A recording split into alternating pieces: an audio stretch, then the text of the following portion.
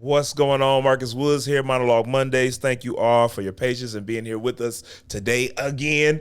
And it's just a great day. It's a great day to talk about acting. It's a great day to talk to you all about it. First thing I need y'all to do is go ahead and like and share this live. Do it, share it, go crazy. I want to know if people watching. I want to know if we're having us a good time and if I'm still helping y'all, you know what I mean? And I feel like I am. So so let's do that. Let's tap in. Don't forget also, if you really want to just keep this show going, you want to support me, you can always send in the Cash App. That's Marco Woods 11, and y'all do that for me and check that out. I promise you, you'll be a blessing to me. You help me keep this going. And shout out to the people who sent some stuff in last week. I appreciate y'all. Like, you know, I'm gonna start a whole little board, little support board of everybody that's been supporting. I appreciate if you want me to. You know, if you say, hey, don't say my name because I was supposed to pay some bills with that, then I won't say your name. But I do appreciate the support so very much. Look, let's jump right into it. Yesterday, I don't know if you all watched it, but I feel like you should at least watch it or watch the highlights, was the SAG Awards. Well, formerly known as the SAG Awards. Now it's the Actors Award. So, hosted by Kristen Bell. She did an amazing job, and it was really good. I enjoyed it. I had a good time watching it. I had a busy day Sunday, but I had already marked it to watch it on Netflix. And some good things happened, some good awards. Some people won some amazing things. Also, the movie Sinners is doing really well on this award season. They're getting a lot of awards, especially that movie itself. It's winning a lot of awards. And Michael B. Jordan is winning a lot of awards. I'm hoping for him, because I'm a fan of Michael B., that he gets that Oscar this go around. He's been in the business a long time. So with that happening, I'm going to tell you now, that's what we're going to talk about. We're going to talk about how to go from Obscurity to oh, I'm back. We're going back. Thank you, Peaches. Hey, wait a minute. Let's stop real quick. Peaches just told me that they've been in business. This is the 5-year anniversary. And I think that is really dope. I think that if you want your podcast done right, you want it done professionally, you want full support, you want somebody to guide you through it, especially if you've never done one before, Peaches is in Nice Media Studio, and their team is amazing. I think you should check them out. I think you should come and be a part of it. I heard some really cool things are coming up, so you want to be a part of what's happening. And I'm telling you, they have helped me take Monologue Mondays to a whole nother level. I just found out per some family members and friends that I got people watching from Texas and Chicago and what was it? It was somewhere else I was really shocked about. Tennessee. I was like, oh wow, I didn't know. I was like, you know, you do things and you think you're just reaching a certain audience, but you never know. Once you hit live or you put it on your YouTube channel and all that stuff, you don't ever know who goes and watch these things. So I'm grateful. I probably never would have got that doing this in the basement by myself. But I appreciate that. So y'all check out Nice Media, and y'all congratulate Peaches and Nice Media. Y'all say, hey, congratulations, because 5 years is crazy. Most relationships don't last that long. Most restaurants that start up don't last that long. Like that's a huge thing. That's a huge thing. So okay, back to Michael B. We're jumping. Well, I don't want y'all to think that I'm just sitting here talking about Michael B. It's not about Michael B. Jordan per se, but what it is about is going from obscurity to outstanding. The real blueprint of being behind a SAG win, again, formerly known as SAG Awards. It's the Actor Awards now. But I wanted to talk about that because it's not about Michael B. Jordan, but it's about his longevity. Because some people think Michael B. Jordan just kind of popped up out of nowhere, or he just, you know, he got all the things from Creed. Like, Michael B. Jordan's been in the business since a kid for a very long time.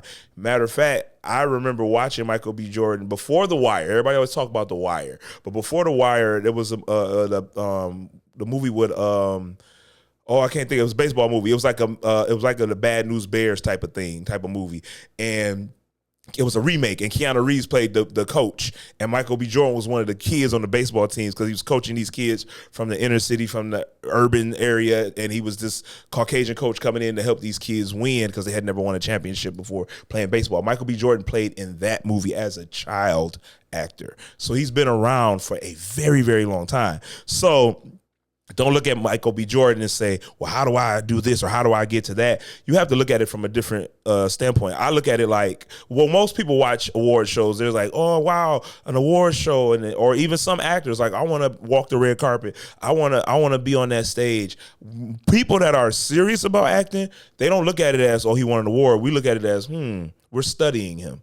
How did he get from where he was to where he currently is now? And that's how you have to start looking at these things. So this episode isn't necessarily celebrating Michael B. Jordan. We celebrate him, but this episode is more about learning from him. So if you're serious about acting in the craft, tonight we're breaking down what we can really learn from this and what it's taught us, okay? So we're going to jump right into segment number one. Segment number one is awards are byproducts of endurance. Awards are byproducts of endurance. The industry does not reward flashes, it rewards longevity. So let's talk about, we'll talk about Michael B. Jordan still a little bit here. Here we go. So early TV series, a lot of people don't know, like I said, he was in The Wire, of course, and he did some other things like that. Do y'all know that him and Chadwick both went up for what is it? The Days of Our Lives, or one of those shows, one like those type of, the stories, as our grandparents call them. They're watching their stories. So they both were in that.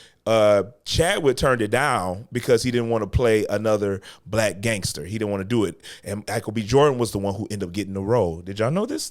I knew this. I found this out right after, God rest his soul, Chadwick passed away. That's when I found out the news, because Michael B. Jordan had shared the information. So that lets you know how long both of them were in the business. You know what I mean? And so that was early TV stuff. Also, he had like smaller projects. Then we know there was Fruitville Station. That's where him and Ryan Coogler finally met up and they did their thing. And from Creed to Black Panther, and just years of consistency. Y'all, Michael B. Jordan started in his career way earlier than me, way earlier than I did. I didn't get in it until I was like 16 to 18 years old, somewhere around there. And so he started out, he was like 10, looked like 11, maybe 10, 11 years old. So, and so he's been in a long time. So the awards that we're seeing him get now, he's earned it. He's been in it. He's been consistent. Look, you got to look at yourself in the eye. I say this phrase a lot. Lately, especially in my career, I'm not here just for a good time. I'm here for a long time. And don't get me wrong, you can do both. You understand? I said I'm not here just for a good time. I'm here for the good time, but I'm here for a long time. And if you're gonna do, now I'm getting ahead of myself. I do this every time, Peaches. I don't know, but if you're gonna do this business, like if you're gonna really like take it serious, if you're only gonna make money and be famous and have your 15 minutes of fame, then I'm telling you, it's gonna be a short career. It's, you know what I mean? Like you're not gonna last, because it's gonna get hard. The fame that you want, see, and this is the problem. This is where the problem is. It is not just COVID, but it's what COVID produced. COVID produced TikTok. TikTok was already around pre-COVID. But what happened was TikTok showed that you can get famous doing anything. And so then that bled over into acting, right? So all of a sudden, now I can just do something. I can just film my own stuff. I could be my own, which is nothing wrong with when you're giving quality content. Nothing wrong with that. And now everybody's saying, I just want to be famous real quick. So now they think fame is overnight. And now think about it. Early on, it's just like early on YouTube. Y'all remember Baby Girl that got on the table and sung and fell off the table and about broke her back, and she made YouTube, like she was the first one to go viral, millions of views and all that stuff. All she gave was the blueprint. Somebody else came and said, okay, let's give quality content on YouTube. So everybody was getting famous, super famous in the beginning of TikTok. But then after that, TikTok started regulating what you can put on there and how you got it, how long people gonna watch. All these things now is not as easy as it was in the beginning. Because now TikTok realizes we're worldwide. Everybody loves us. We want quality content. So nobody is looking for just you to just pop up and do something anymore. You got to bring something to the table. And fame is a terrible drug. If you're just trying to get famous and you get fame will have you doing stupid stuff and thinking that's okay, and losing yourself, losing who you are as a person, losing your soul in so many words, trying to keep up with fame. And because you could be famous right now, but tomorrow it's going to be the next goofball that's famous. willing to do crazier stuff than you trying to do. So don't chase fame and money, because that all that comes and goes. But if you're really good at the craft, I don't care what nobody's telling you. Well, people ain't really watching that no more. People ain't really doing that no more. I don't care what they're telling you. You be serious about the craft. Not so serious to where you don't take yourself too serious, but serious enough to know what you're bringing to the table and quality work. And I promise you, the fame gonna find you. The money gonna find you. And the reason I'm saying it like this is because people, they keep making us think that it's only one way to do it now. You know what I mean? And we get this platform. Back in the day, it was studios. And then studios turned into like HBO and Showtime and Cinematic. Then it turned into everybody now can be their own platform. Now you got the Netflix and all this different things like that came about. And everybody got their own little mini networks now. And that's cool, right? But what still sticks is no matter what they're doing with AI, no matter how they're trying to replace human beings as actors, no matter how they're letting AI write scripts, no matter how they're doing, somewhere they're looking for the human element. They're looking for authenticity. Even if they don't tell you, they're looking for authenticity. And now I'm coming a little closer to home locally. With Detroit, they're telling you that there's only one way that they're doing it right now. We making our own way. We're making our own vibe. This is true. And there's nothing wrong with that. But however, I keep telling y'all this, and I'm going to say it until, I don't know, somebody proves me wrong. Hollywood is not a place, but it is a standard. It is a standard. And you got to follow a certain standard. And guess what? The standard that we had was cool. But y'all, I'm going to be honest. The standard is really low. It's lower than what it needs to be. I'll say that. It's low. And what happens when you have a low standard or a low bar, you hit that bar and you think you arrived, not understanding that there's levels to this thing. The bar can be raised. Let's raise the bar. I said this when I won last year the Best Actor Award at the Detroit Film Maker Award. I said this when I won my prize for Best Lead Male Actor. I got up and I said, hey, y'all, they see us. Let's give them something to watch now. And when I say give them something to watch, I'm not saying that your stories are not compelling. I'm not saying that you're not good actors and good directors and good filmmakers. I'm not saying that. I'm saying let's raise the bar. We did good. Let's see what great looks like now. Let's show them what are the great parts of us. And I hear you. I hear you, Detroit, and I love you, Detroit. I hear you. Whoa, we don't let us know what our great is. Well, we need to look at each other and say, hey, y'all, let's step it up. Let's step it up. Let's stop rushing. Oh, gosh. Dang it. Let's stop rushing and trying to get everything done in a week and a couple days. And I know what I'm saying. I know I'm part of a bunch of projects that do it in a week and a couple days. But what I appreciate those projects. I appreciate them jobs and the people that work on them. Those are people working to raise the standard and raise the bar. And I appreciate everybody. But this is what I'm saying. With a genuine heart, I'm saying now, let's see what it's like to raise enough funds to say we're going to shoot this in 30 days or 60 days. Now, because what you're doing is, instead of trying to shoot in 8 days a full feature film, what you're doing is you're respecting the actor. You're giving the act, and let's do pre-production. Let me start backwards. Pre-production. Let's take a month or two of pre-production. And you want to have rehearsals. Let's stop having rehearsals 1 or 2 weeks before we shoot. If you really want to have rehearsals and do it properly, let's do a month of pre-production, at least a month of pre-production, and then say, hey, we're going to shoot this in the next 2 months. Well, we got to keep it going. We got to keep the money. We got to do this. Hey, at what point are you going to say, I made enough money to live comfortable enough now to where I can raise my standards and really put some real money behind it? Not just $60,000. I'm talking numbers now. Sometimes a lot of these films are being made with $30,000 to $60,000. Now, if you really know filmmaking, you got to double that. You could say all we need is $60,000, but realistically, you need about $120,000 because things happen on set. Things happen when you're filming. So let's stop saying we only need 60,000. Let's say let's raise the bar. Maybe we want to do 100,000 for this movie. So that means we're gonna have to do 200,000 for this movie. Or let's say let's do it. We take all the money we had. Let's get $300,000 and let's do this movie properly. Come on. You know what the standard was for the movie Set It Off? This was the low bar for them. They only had $9 million to shoot it, which is not a lot of money if you think about it. They had guns, they had car chases, they robbing banks, driving cars into banks. Like, that's not a lot of money. They had $9 million and 53 days to shoot it. By the standard, that ain't it. But what happened? They made a classic. You see what I'm saying? When they raised the bar and they raised their standards, they made a classic. Let's do that, y'all.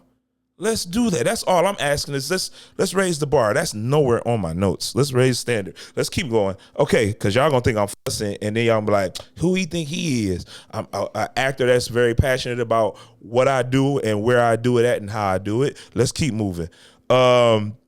Most actors quit before compounding effects happen. So in other words, y'all or most, I ain't gonna say y'all because I've had these moments too. We quit too soon. We give up too early because we didn't get the right away success. We didn't get the stuff that happened right away. That's not it. So you don't lose in this industry because you're not talented. You lose because you leave too soon. I'm gonna tell y'all something. Tell nobody. we laugh. Some don't tell nobody. Obscurity is a part of the process. That is a part of the process. Does not mean that you have lack of talent. It's gonna feel that way. It's gonna feel like you're the only one when you're serious. When you're serious about it, you're gonna feel like, man, don't nobody take it serious with me. You know how many times I've been on sets, and I've been on a bunch of sets. Lately, the sets that I've been on have been really great. And I can tell those people are raising the bar. And to keep it 100 with you, the rest of the reason I work with certain people because they've raised the bar, and I appreciate it. And I mean that from Paris Films, working with Jayla, David Chung, like it's just a bunch of them and I am naming them because I want y'all to know who these people are. They are great. Even one of the DPs, Benny, he's really good. Thomas Pulowski is really good. Like I'm just naming these people. These are people that are really good at what they do. But this is what I'm saying. Even though with Sheik, y'all know I had Sheik a couple weeks ago. Sheik is really good. But this is what I'm saying. You can't quit because it seems like I'm the only one doing it the right way. You got to keep going. You make people raise the bar by coming in professional, by coming in knowing the work, by coming in saying, I don't care what's going on. I don't care how they viewing it. I'm viewing it as this is the Hollywood standard set. And that's how I'm going to approach it. Without being arrogant, without looking down on anybody, you just don't let them bring you down. Does that make sense? Let's keep that in mind. So that's segment one. We got any comments? If we don't, I'm gonna keep pushing. Oh, yay. Vanessa Lynn, what's going on? Share. Thank you, Vanessa. She says actually about 250,000 if you ask yes, this is true. That's so true. This is so true. Shout out to Vanessa Lynn. I'm doing something great with Vanessa Lynn. We got a play coming up. That's all I'm gonna say. I ain't gonna say nothing else. But we got something coming up really good. So we'll talk about that really soon in the future. Okay, we're gonna move right to segment two. We're hopping in it. Here we go. Emotional availability separates good actors from respected actors, right? It's a lot of good actors out here, but everybody ain't respected. You get what I'm saying? So let's talk about it a little more. Technical skills will get you the audition, but emotional courage helps you to stay in the room. You hear what I'm saying? It helps build careers. Let's talk about it a little more. Playing strong characters while being vulnerable. I've talked about this before, so I'm not going to put too much time in it. You could just go check out another episode on the YouTube channel. Just because you're a strong character does not mean that your character can't be vulnerable. You got to stop being afraid to show people you in your characters. You're supposed to show yourself in these characters, not hide behind them. You know, I've even said this where people will say, you know, it's so good. Acting is so therapeutic because I don't get to be me. I don't got to be me. Yeah, but there still should be pieces of you in that character. There should be some vulnerability in that, even if the character is super. Like, have y'all watched Superman? Especially the newer one. Because the newer one, they literally showed you not a fully strong, mature version of Superman. What they've shown us with this Superman is that he's coming into who he is. He's like becoming Superman. So more of a Superman. So we're really looking like a Superman in his early 20s, basically. You know what I mean? But you notice that he's the strongest man in the world, but they really showed him get beat up. And then they show how bad he got beat up and then how he overcame that. Like, that's what I'm trying to get everybody to see. Even Superman had to show vulnerability, although he's Superman. And if you really watch it, the movie, especially the current ones, but you go back and look at all of them, Clark Kent isn't weak. Clark Kent as a human being shows himself as just a human being. He's just a man trying to figure out life. But Superman, which is really shows you the change in the characters. Clark Kent is a strong man. Now, yeah, they got him kind of nerdy because he works at the daily at the news station and that he really wants Lois. But as Superman, you know what I mean? He's strong, but he has these very human moments, which is very interesting to me. Go back and watch the newer Superman. I get it. It ain't everybody's Superman, but just go back and watch it for my point. He still was able to play vulnerable even as one of the strongest men in the world who can leap over buildings, jump over trains, take bullets, look through. You get what I'm saying? So don't be scared to play vulnerable. Show people your vulnerability even in your performances. All right, here we go. The difference between performing emotions and experiencing it. This the difference. The difference, showing that vulnerability is the difference. And then the difference for you is, and I'm going to say this again, don't just perform, let them experience something with you. And you experience it as a character too. You can't experience something as a character without letting your human emotions get involved. You got to experience it with the character, and then you got to show up on set and then do the same thing on set. Like, tell the story, let them see it. I heard a casting director, I think somebody sent this to me, I can't remember who. The casting director says the difference between the people that's booking with these self-tapes and the people that's not, he said, we believe that they're actually in that scene. It's no longer us watching Marcus Woods doing a self-tape as whatever character.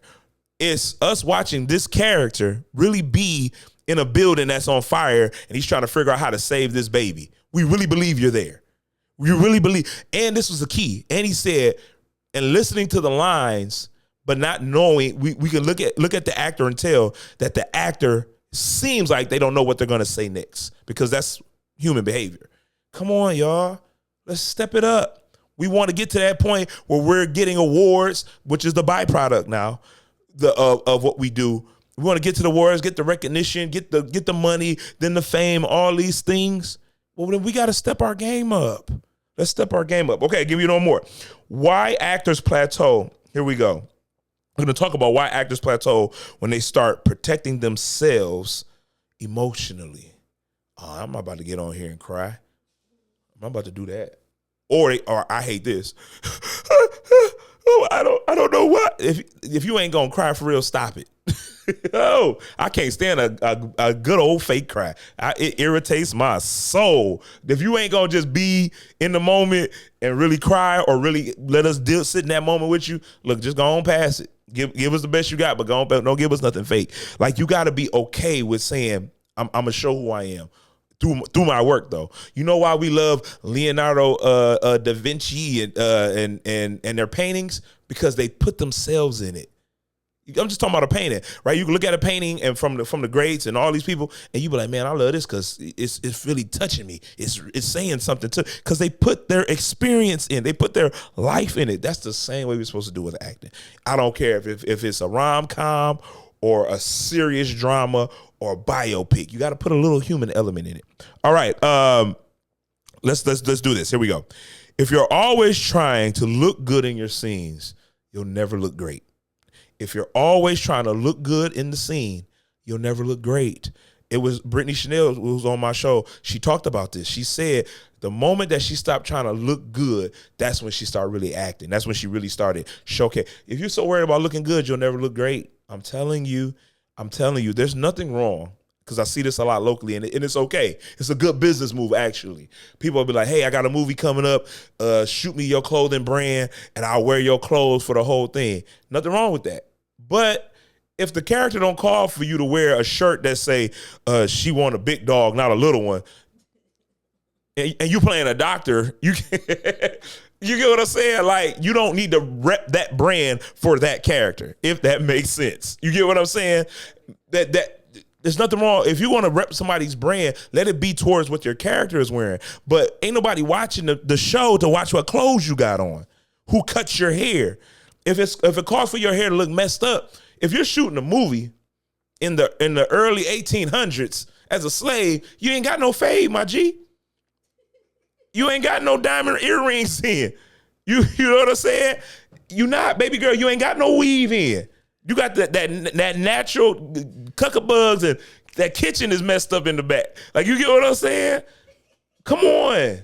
It's not about how you look. It's what the movie calls for. It's what the story calls for. It's what their character is going through in that real life moment. Man, I hope I still book in Detroit. Okay, here we go. Let's do this. So we just talked about it. Okay, so I want to emphasize something real quick. Your ceiling isn't your talent. It's your willingness to be seen. You got to say, I want to be seen. One of the greatest things I learned in an acting class, at the Actors Loft, where I'm currently teaching my 8-week acting class. And it's been good. It's been really, really good. Shout out to Hugh, who partnered with me to do this, and it's been really good. He's the owner of the Actors Loft. But in that acting class, when I first started off, I took my first class for film. It's TV and film. When I took that class, one of the things we had to do was act without the words. And I remember I had on this button-up jean shirt, and I didn't know. I knew I wanted to show vulnerability. So what I did was, and I had a t-shirt on under it. So what I did was I got before the class, and I started like I think I told y'all this before. I started unbuttoning the shirt slowly, but not in a way like, "Oh, what he doing?" It was like in a way like he was scared. I was scared. See how I said he, because I was really the character. It was taking off the shirt, unbuttoning the shirt slowly, almost as if he was being forced to. And then when I got it all the way off, and I started rubbing my arms like this and rubbing my arms and feeling really vulnerable, and then my eyes got kind of teary-eyed, because back then, especially back then, as a person, hear what I say when I say I put a little bit of myself in my performances. As a person, I was kind of ashamed of my body. You know what I'm saying? I'm talking about Marcus Woods as a person. But I was like, I can use this in this moment. So I started taking it off, and I really was tearing up, because I'm like, this is the first time I ever just randomly took my shirt off in front of a room full of people I don't know. Like, you know what I'm saying? And the class was touched, even Hugh was touched. And they said, wow, what was going on? It was like, we felt like he was like, he didn't want to show his body. And my backstory was, and I made this all up on the spot, my backstory was that he had 3rd-degree burns, and kids were telling him to they were picking on him, take off your shirt, show your arms, show your burns. But you see how I took my real life insecurity and I put it into a performance, and it touched the class. Y'all get what I'm saying? Like, stop being afraid of putting your insecurity. One, you want to get over them quicker, use them. Use them, face them and use them. Face them and use them. Every single time you put that in your performance, man, people gonna be like, I don't know what they was going through. I really thought you was really in it. And then a part of you really is in it. So just put yourself in it, man. Let us see it now. We got it, man. We got it. I'm trying not to talk too much, because I don't want y'all to be mad at me, think I feel a certain way only about a certain type, a group of actors and producers, directors, filmmakers. But it's not that. It's just that, at what point are we going to challenge ourselves to be better? At what point are we going to say, let's raise this bar, let's really show up as actors, let's really do it, because ain't no point of rehearsal if we just rehearsing the freaking lines. There's no point of rehearsal if we're not going to come in and find something authentic, and then even when you get to set, even though you rehearse what you're going to do, something beautiful shows up because you remember the lines, but they in you, so you don't got to quote them verbatim if it ain't necessary. You just be the character. I heard somebody ask Matthew McConaughey, how often do you rehearse your script? He said, enough to forget the lines. People was like, forget the lines. What he meant was, I rehearse it so much that it becomes second nature, to where whatever comes out, it's going to be based off of what I know, but it's going to be something real.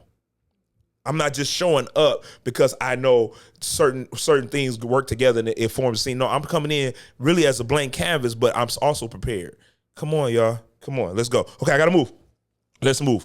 I'm actually going to challenge y'all right now. I'm challenging you to stop hiding in your next performance. So that means if it's an audition, if you're on stage, if it's film, don't hide behind the character anymore. Even if you got something coming up, right? If you got something you about to film right now, tell yourself, I'm not gonna hide behind it. But me and the character are just gonna become one. And we're gonna do something together, me and this character, because the characters, even though they might be fictional people, they're still drawn and pulled from somebody's something. So there's human elements in it. And say, I'm gonna really show who I am in this scene. I'm not just gonna come in to please the director. I'm not just gonna come in and I want people to say, "Oh, that was really good," because sometimes that don't really matter if it's good. We just want to know if we can believe you. You know what I mean? And then just show up. So let's do that. Let's try that this go around and really, really, really go to the next level. All right, I only got 3 topics for y'all today. Segment number 3. Here we go. We're jumping in. Careers are built on creative alliances, not just auditions. It's not just auditions, y'all. They want to know, can we rely on you? Can we trust you? I'm gonna read a little more and then I'll rant. Okay, so the reason certain directors and actors, not just in Detroit, all over the film industry, work with certain people is because they can trust them. They say, I can trust them for a 12-hour day or days. You know what I mean? So that's something that they're looking for. Auditions can get you in the room, but relationships will keep them calling you back. They will keep them calling you back. So let's break this down. Directors going to work with the same actors because they can trust those actors. I'm just going to be honest with you. It ain't about you're not good enough, you're not talented, they just don't know you, and they don't know if, especially doing independent, if you can get the time off, are you willing to take time off work for this? And because sometimes if you're doing independent, sometimes your life job doesn't match your career job, and sometimes your life money is a little better in your career money. You get what I'm saying? At the moment. So are you willing to do that? And don't get me wrong, they understand you working a job. So that's why they're not going to just treat you no type of way. They're going to do their best to make it worth your time. But what I'm saying is they trust those actors. They already know that will do that for them and for themselves. So that's one. Number 2, professionalism matters just as much as performance. I've said this. I know I'm on episode like 35 at this point. I've said this on every episode just about be professional. Be perfect. Do not say you're going to be somewhere and don't show up. Don't do it. Do not say I'm going to be there, show up, but you realize they're not getting there to your scene till later that evening, but your call time may have been 3 hours ahead of time, and they're not going to get to your scene, and you're like, you know what, shoot, I'm going to run and get a smoothie. I'm going to go holler at my cousin because they down the street. And then, because you never know what could happen, because this happens all the time. And then they call and looking for you, and you ain't nowhere to be found. And then when you finally answer, you're like, oh, yeah, I just ran down the street to my cousin's house, but you didn't tell nobody? You didn't communicate that you was going to make a run? You just left set? No way. Unprofessional. Because what can happen is, this happened to me on the set of Empire on my second day shooting. They told me a certain time that I knew the time to be there, and I was like, okay, cool. I had showered the night before, laid out my what I was gonna wear to set. They already had my wardrobe there, so I knew what I was gonna wear to set and all this stuff. I had already mapped up how long it was gonna take me to get there. This is day 2, and I got a call 2 hours before the time I was supposed to show up, and they said, "Hey, Marcus, can you come in now?" You think I'm gonna tell them? Well, the call time said 2 hours before, so they could replace me. I just said, yeah, I could be there, and showed up. So what I'm saying is things change all the time. No matter if it's independent or if it's mainstream, it don't matter. It don't matter. Things change all the time. You're supposed to be ready because you agreed to that day and you agreed to have that day blocked out. When they send you those dates, you block those dates out. You don't block half the day out, some of the time out. You block the whole, because they said, are you free from such and such date to such and such date? That means you block that out. Now, things can happen, but that's where communication has to happen. Be professional at all times. Reputation travels faster than your actor's reel. Your reputation travels faster than your reel. People know who you are. That your rep, who you are, your character, and your professionalism. That's gonna get you into rooms that your reel couldn't get you into. That's gonna get you into rooms that your audition couldn't get you into. Come on. Y'all know me. I'm not going to sit here and talk about filmmakers, producers, directors, casting directors, and not tell the actors where they got it, where they missing it at. We got to step it up too, y'all. We got to step it up too. All right, let's talk about it. Here we go. You are not auditioning for one role. I say this all the time. You are auditioning for someone to trust you again. You get what I'm saying? You don't want them to just trust you one time. You want them to trust you again. And then again after that, and again after that. So let's go. Let's go. Talking about booking the room. Sometimes you're trying to book the whole production company. I want everybody to know that you can trust me. I want everybody to know that we're good, that we can do this together, and I'm reliable. I want somebody to be like, you know what, let's call Marcus because he can do it. Let's call Marcus, he do it. Because that turns into when you was number 13 on the call sheet to where you're number 1 on the call sheet. Come on. We got to step it up. We got to step it up. Okay, here we go. I'm going to give you this real quick. I'm going to encourage you. This is for the actors. I'm encouraging you actors. Be reliable. Be prepared. Y'all don't understand. I hate going on set and the actor be like, shoot, I don't even know the lines. I didn't even look at that today. What? What? That's it, Peaches. Where they do that at? Well, you know, they gave it to me in 3 weeks before shooting. Now, get granted, that's not enough time. However, you still accepted it, though. You still took the script and said, I'm going to know these lines. That's on you. That ain't on them. You should have said that's not enough time, whatever to whatever. And either they could have got somebody else or they would have worked with you. But you showed up on set as if you were prepared, went and got your hair cut, went and got your hair done, and sat in that makeup chair and got yourself together, and it's time to shoot you. You talking about something, I don't even know. I ain't talking about when they give you, because sometimes you're on set, they'll give you the sides. They'll say, this is what we're filming today. Here go the lines for today. That's cool. That's just to kind of refresh you. Not for you to be learning your lines on set. Jeez, step it up. That's so irritating. Okay. Be collaborative. I know you rehearse it a certain way. I know you want to say it a certain way, but it's something about when you walk on set, you get in the room or the area you're shooting in, and the energy tends to shift. Or maybe that other actor said something different, and the director's like, yo, let's try this. It happens all the time. On my Instagram and Facebook and TikTok, I made this post with Jayla, who I love as a director. She's so good.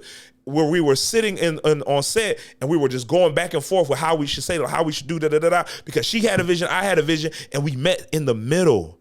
I love directors like that. They want to sit down and work you through it and talk you through it and figure out which way we finna go with it. Y'all, I get it. I feel like it should be like this. This is why. Okay, they got that take. They want you to do something else. Come on, work with them. Everybody show up. Because, again, referring back to Sheik said everybody chose to be here. So that means that we chose to be, we got to choose to work together. Be collaborative, okay? Here we go. Be someone people want to spend 12 hours a day. It get long on that shoot. It get long. You start learning stuff about people you ain't know what was going on. You start, you know their last name. Before you leave the thing, you know their favorite color. You know what their favorite food is. And when you spend a lot of time with people like that, you tend to get irritated with people too. You know what I mean? You on there for anywhere between a week or 3 weeks, and shoot, dang, I'm tired of seeing you. You getting on my nerve. But can you still show up and be professional? Can you still show up and be a team player? Can you still show up and do your job? That's what they're looking for. Come on, let's step it up. Let's step it up. Here we go. Awards voted by peers mean respect. The award that Michael B. Jordan won, the Actors Award, that's probably why they changed it, because it's actors voting for actors.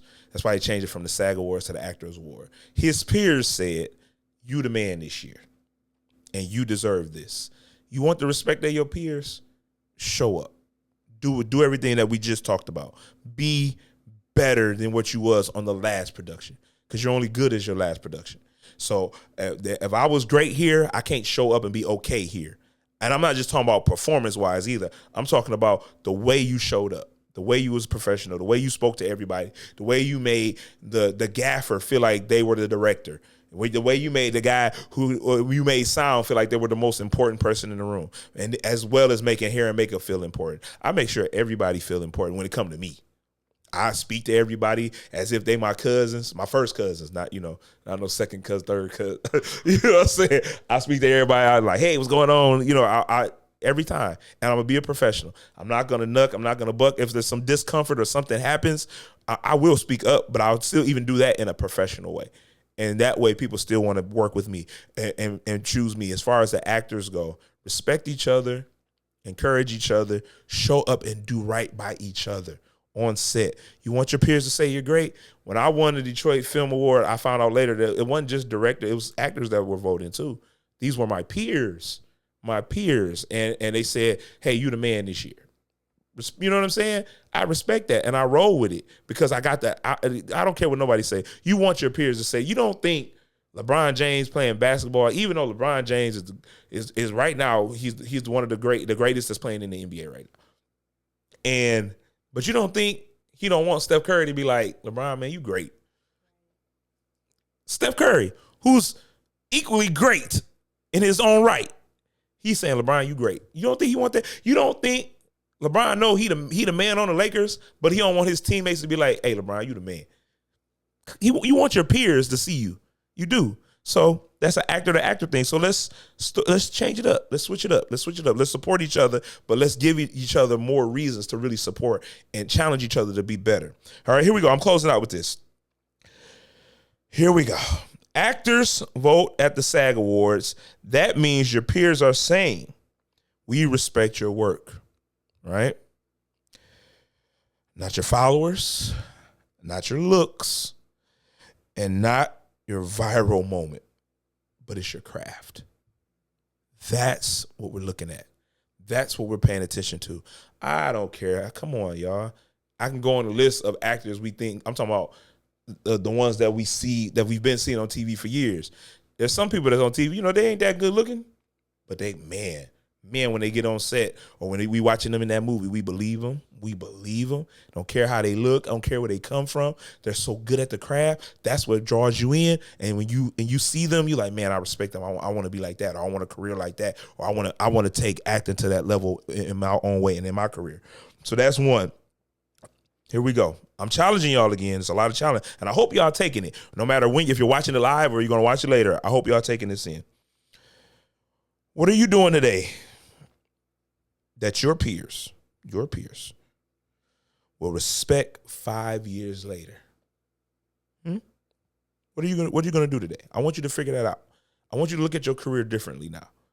You got your name. You on platform A, platform B. You might have 5 movies, or you might have close to 40 movies on these platforms. I ain't gonna say which one because y'all get all in y'all feelings. And you on them. You on that purple and gold one, and you on that white and blue one. You got a bunch of them on there, right? But now what? Is that it? Is that as far as you want to go? Is that the pinnacle? Because you this actor on this platform, or do you want to be known as an actor across the board?